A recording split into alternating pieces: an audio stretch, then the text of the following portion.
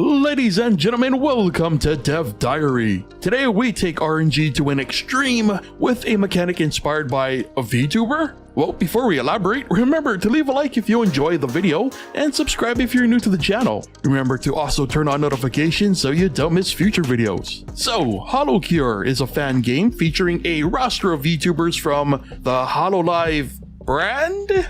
If it's not apparent, I know very little about VTubers, but I do know video games. And HoloCure is a fantastic bullet heaven / survivor-like that I cannot recommend enough. It's a very solid experience with a ton of unlockables and a giant roster of characters with their own unique playstyles. And even better, it's all absolutely free. Now, one of the characters in HoloCure is named Hakos Bells?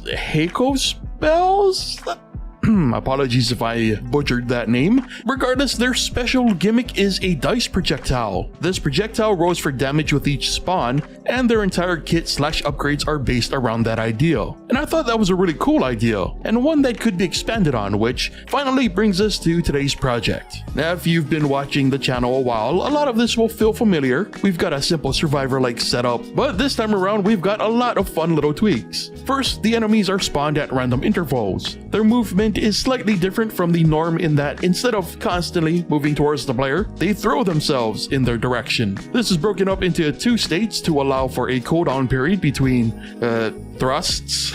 Our player is also pretty typical with standard top-down controls and the ability to throw dice with the left click. And those dice are the main focus of today's project. First, dice work similarly to those in HoloCure. When thrown, their physical damage is rolled from 1 to 6, which is also displayed on the dice's face. And as long as the dice has speed, it will do damage to any enemies it comes in contact with. But that's just the tip of the iceberg. Each dice that's added to the player's bag is randomly generated, and there are 5 attributes that dice can have. The first attribute is called Blast. When the dice hits an enemy, it will create a burst of orbs from its position, and if the dice doesn't hit a target, this effect will still trigger once it's lost all its momentum. The orbs themselves have no extra properties and will cause 1 point of damage to any enemies they hit. The second attribute is Bounce. This will allow the dice to ricochet off an enemy on contact, basically turning them into like a rubber dice. The next few attributes are status effects, with attribute number 3 being a burn effect. A burn target will take damage over time and is accompanied by a particle effect. And also a dice with the burn effect will create little flame trails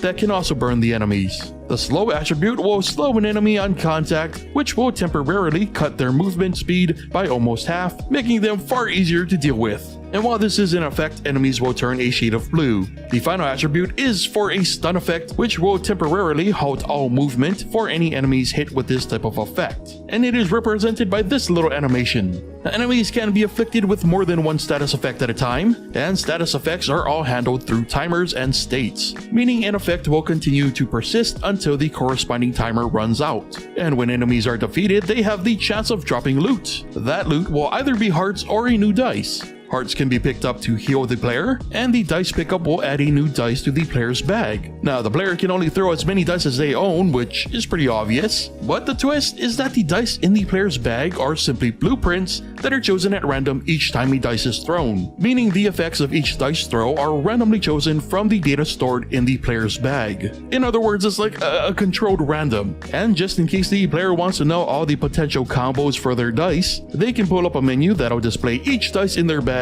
and their current attributes. And that was about as far as I got for this session. I know the bag thing is kind of weird, but it was a compromise. The original concept was to merge this idea from HoloCure with the wand building from Noida, another game I highly recommend, by the way. So yeah, the idea was for each dice to be a recipe for specific effects, like one would burn and slow, another for full stun, etc. But that was clearly too ambitious for a weekly exercise, so this was the compromise. Not sure if we'll pursue this idea in full, if only because it would be a huge undertaking that I'm not sure I could currently give it the time it deserves. But nonetheless, it was fun to create a chaotic little experience where the player really never knows what to expect. In fact, originally there were also status effect chances, but it was removed, and the dice were also a lot less likely to have more than 1 or 2 attributes per dice, but it wasn't very fun to watch visually. It is pretty crazy to think though, with the original restrictions in place, this game would have required like a crazy amount of luck to survive.